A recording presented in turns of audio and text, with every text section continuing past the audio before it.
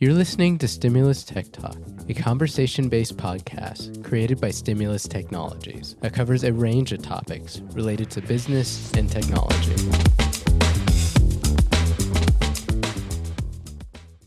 Welcome to Stimulus Tech Talk. I am Sherry Lip, Marketing Manager here at Stimulus Technologies, and I am here with Stimulus Technologies CEO Nathan Whittacre. And today we are going to be talking about communication in a hybrid work environment, something that's become a new way of life in the working world. Welcome, Nathan. Hello, everybody. How's it going today? To get started, why don't we kind of go over what we mean by communications in the hybrid work environment? So, with COVID, a lot of people left the office and are working from home or working from locations where they might not be able to talk to people directly in their office.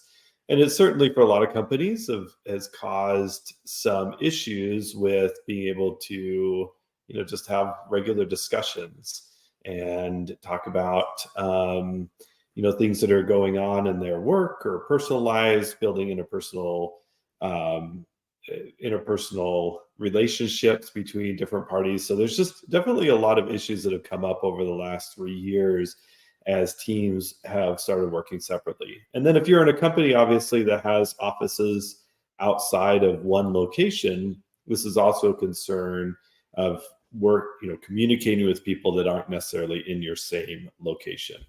So that's what we mean is, hybrid means you might be working with some people, might be working completely remotely.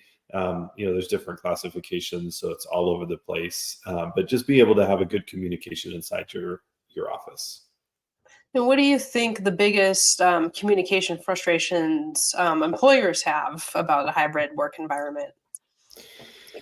Well, from a communication standpoint, it's not easy for, kind of the old adage of, walk the floor type scenarios. So bosses want to be able to walk around the office, see what people are doing, have a chat in the hallway, give direction immediately to people. And team members kind of feel the same way. It's, if you're in a cubicle environment or office environment, it's easy to just walk over to somebody and say, "Hey, Jim, I got a little issue right now," or just had a question, and get it answered right then and immediately. So I think that's the biggest thing is from a management standpoint, that concern of not being able to have that immediate communication or visibility of what people are doing and be able to talk to them directly.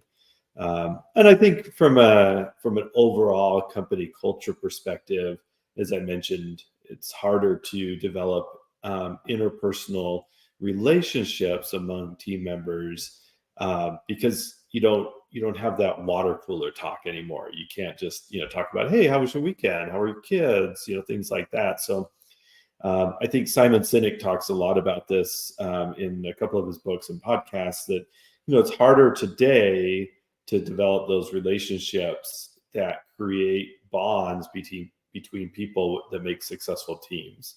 And so these are all challenges we're facing today that we might not have faced 10 years ago, especially in small business. Most small businesses have been generally one office, one location, but now especially small professional services firms, companies are often spread out all over the place. So it's a challenge that we're all facing. Do you think it helps to, even if we're offering, if there's more flexibility as far as working hours, do you think it helps to have some set expectations of availability and the expectation that you're not going to get interrupted by kids or something all the time?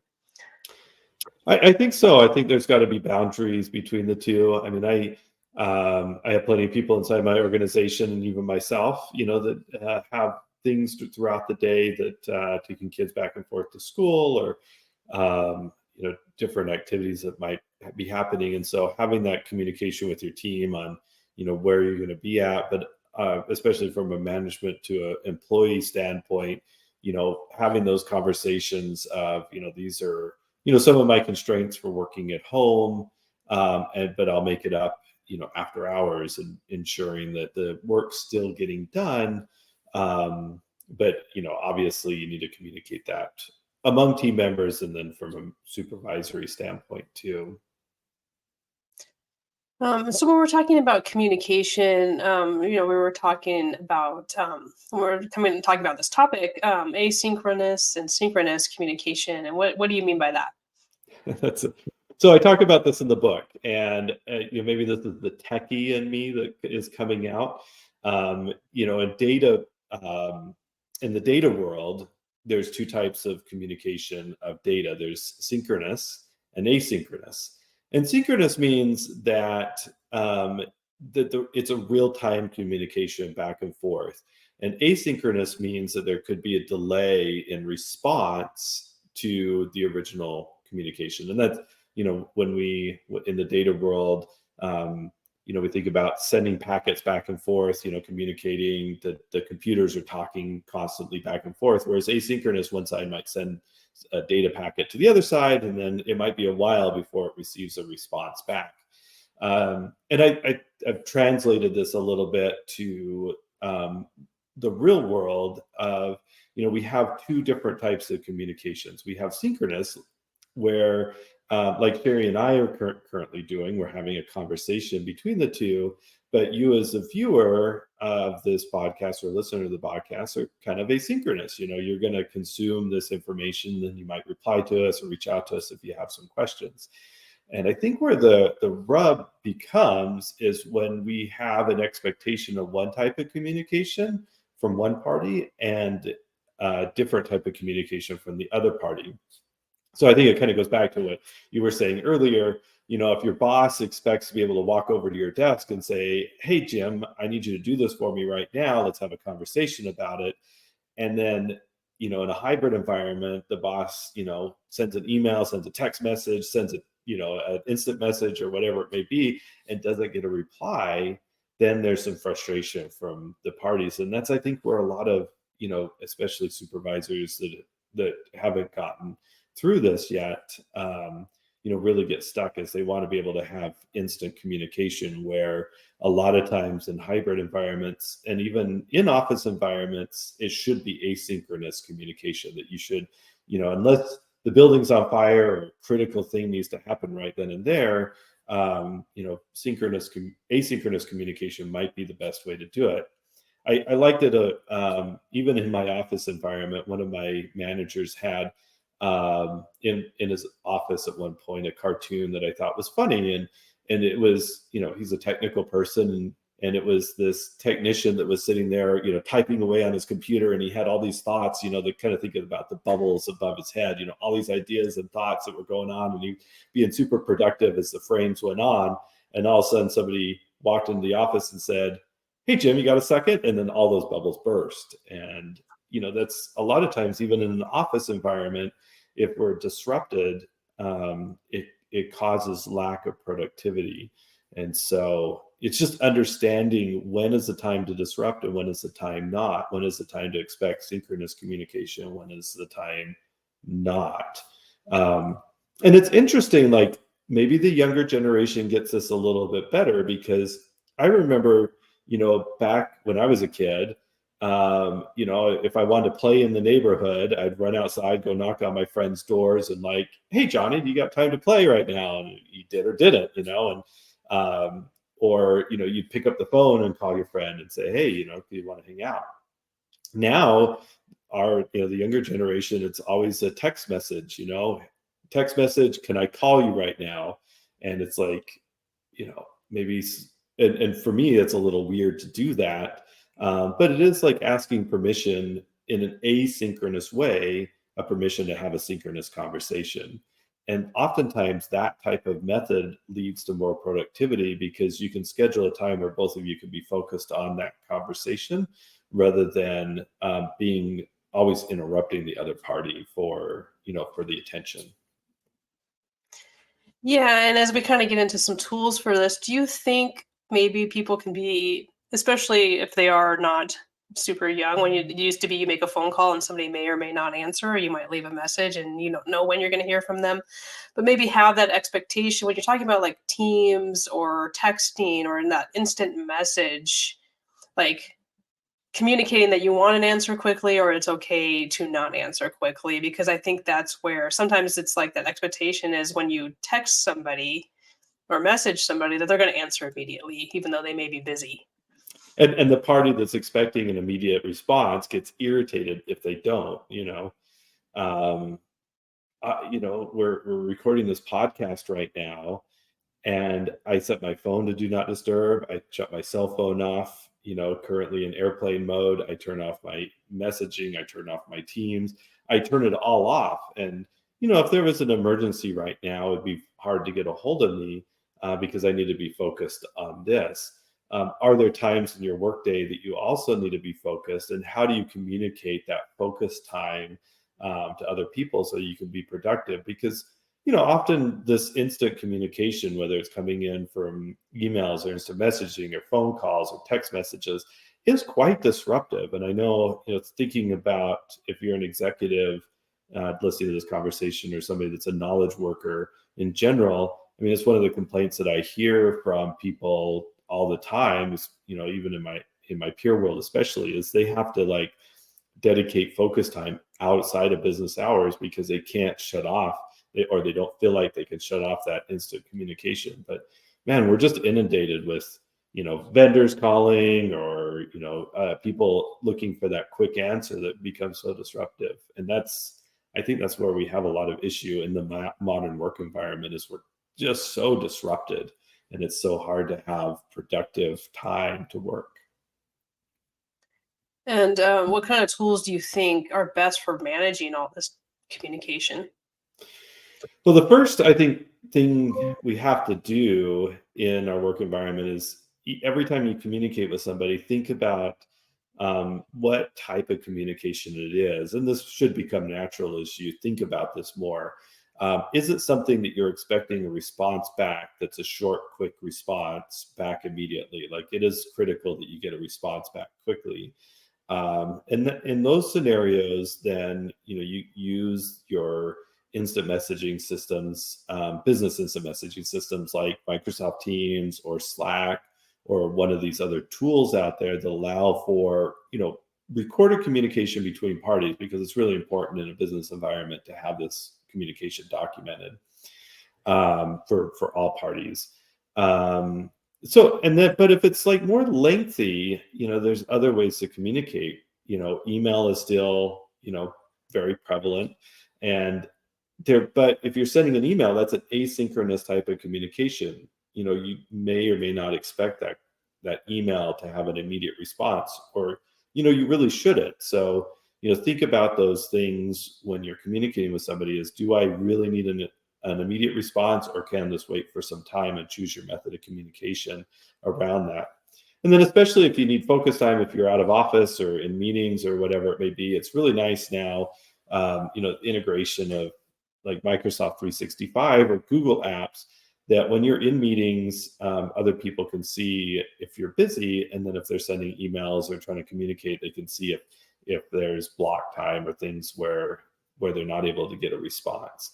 I also like in a lot of tools like Microsoft Teams or Slack that you can put yourself do not disturb, and people know that that's a time where you can't, you're not available. And you can put messages that people can see too, saying I'm at lunch, or I'm in a meeting with somebody else, and you can have visibility what other people are doing.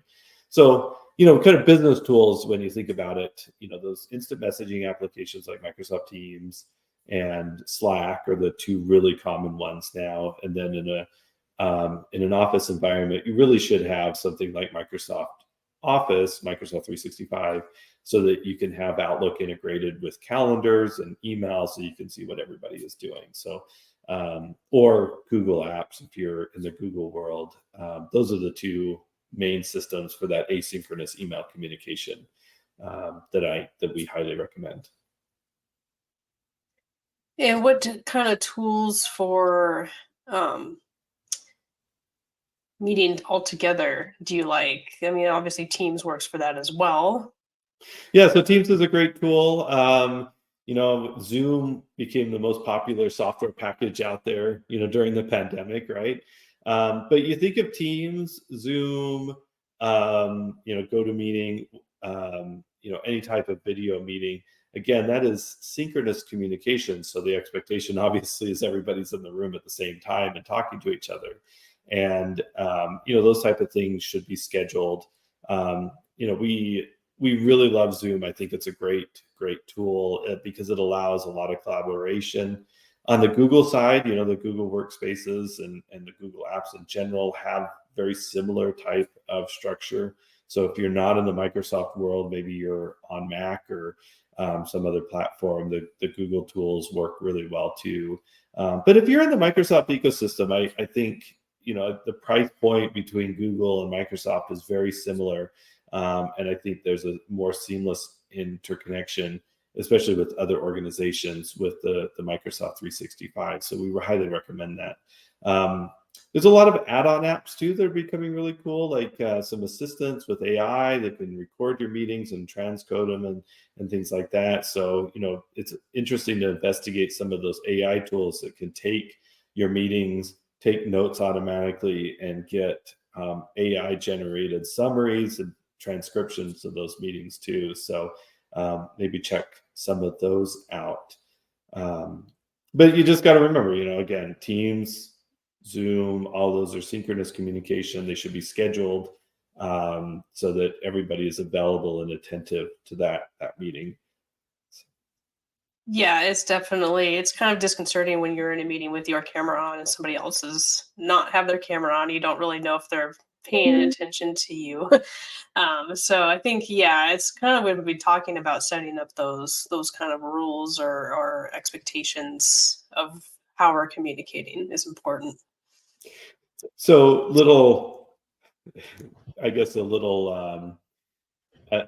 going to admit something here, because it is something that's hard in a fast-paced world when you're in a lot of meetings all the time, like I am. There's that whole idea of multitasking, and you often say there's no such thing as multitasking. You can just switch between tasks and ideas quickly. And I fall into this trap often, that I'm sitting in a meeting. Maybe other people are talking, and it's really not a topic that I need to be exactly involved in, and I'm going along and typing away and pretending that I'm paying attention, but I'm looking at emails or whatever it may be. And I got called out one time in a meeting. It's like, man, we just hear your keyboard tapping away the whole time. And so little trick, there's noise canceling software out there that allow you to to more covertly work in the background. So I use the Crisp microphone, which does a lot of noise canceling, background canceling. And it's something to look into too. If you're working from home and you're in an environment that might be a little bit noisier, there's a lot of good noise canceling software out there to filter out that background noise. So you're not having to constantly unmute, and then as soon as you unmute, you hear your kids screaming or the dog barking in the background.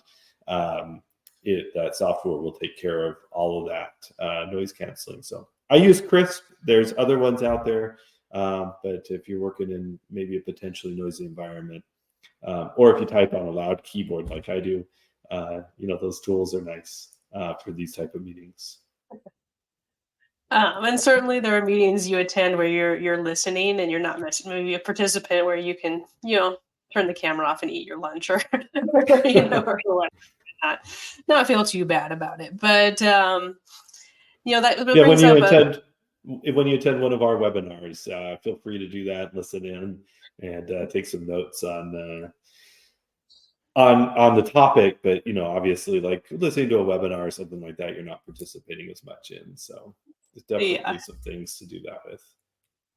And so when you're kind of talking about these different home environments and also communication, this might bring in a little cybersecurity as well. Where is the line between what an employee device or what an employee needs to provide as opposed to an employer? Like if an employee lives in a noisy environment, is it up to the employer to provide that kind of microphone, or is that up to the employee since not everybody needs it? And then as far as phones, or maybe this is the second part of the question, but how much expectation is there that we use our own device for like Teams or messages and email and stuff like that? So there's, from a cybersecurity standpoint, particularly, there's definitely a lot of concerns about bring your own device or BYOD. Definitely a topic that we could probably spend 20 minutes on, but whatever you do inside your organization, just have a policy on it. A lot of employees don't want to carry multiple cell phones in their pocket. And you just if you do allow employees to have work data on their phones, what you want to make sure that you do is have a method to take that all the data off of there in case the employee leaves. So again, Microsoft and Google both have the ability in their enterprise solutions to remove access immediately and extract the data out of the device if the employee leaves, and set security protections. Because the last thing you want to do is have an employee leave a device on the counter somewhere, get stolen. It has confidential information on their emails, and they don't have a good passcode on the device, and so you can enforce some of those security mechanisms on those devices through the tools. So I don't. I mean, from a mobile device standpoint, we have some flexibility, and I'm okay with flexibility. From a total PC standpoint, I highly recommend company provided devices. I think that working on devices that are dual use is rather dangerous, because you don't have control over the device, and you need to make sure that that device is protected against all the threats that could happen on a desktop environment. Because a lot of these tools like SharePoint and some of these will take the data from that's maybe housed on that individual device and could ransomware all your data across your network. And so there's certainly concerns about that. So highly recommended to provide your employees in a hybrid environment their own devices, or provide a remote solution that they can remote desktop or virtual desktop into a protected environment, and that's the only place that the data is stored. Right. And where do you think, how do you think managing employees? Have you found that some employees do better at home or flexible, or some do in the office? Obviously, not every employer has the ability to do both. They might be fully remote. But how do you manage that kind of thing? Yeah, it definitely depends on task. If you're in an environment like a retail environment, or you are a manufacturer, or you're seeing patients in a medical environment, certainly you don't want patients coming to your home office and doing dental work on them. That wouldn't be appropriate. So there's a lot of environments that everybody needs to be in the office. And then, there could be, and this is something you have to balance and understand as a manager, there could be some jealousy between employees that have to come into the office versus those that have the flexibility to work from home or work in the office. And so I think every business has to make a consideration of what makes sense for their team, and then understand, either by position or, by the team itself, decide who's able to be hybrid and who's not. So it's impossible to delineate, and you see this in big enterprises. Elon Musk, came out a while ago and just basically said it's just not fair to have some team members working remote and some, that are working in the office. And he just, made an organization wide, everybody needs to be in the office. Other organizations are finding it just fine to be in a hybrid environment. So I think, it's got to be aligned with the culture and the vision of the company, and everybody has to be comfortable with how that works. And so, just as a leader of the organization, you have to think about what it means to your company to have a hybrid environment, and then set the boundaries around, whether it's by position or how it works to have a hybrid environment. Yeah, definitely. Well, and we have a previous podcast on employee productivity. So if you haven't heard that already, definitely check that one out for remote employees. Any final thoughts on this topic? Well, both you and I are sitting in separate locations at home. I'm sure a lot of you that are listening work from home. It's been a great thing for our company to have the flexibility to do it. The impetus was certainly COVID, but as we've expanded, outside of our just one office, a lot of our team ends up being remote. We have less people in our headquarters than all our other offices combined. So, more people are hybrid technically to our headquarters than it is, in office now. And so these are all considerations as a growing small business that we have to consider as leaders. And it's been fun and interesting, but just thinking about communication, clearly defining inside your organization what makes sense. And I think as long as it's clearly defined and everybody lives by it, it can work, whether it's fully remote, hybrid, or fully in the office. Everybody just has to be on board with it. So that's All my right. final Well, thought. all right. Thanks so much for your insights. Thanks, Sherry. Thanks everybody for being here as always.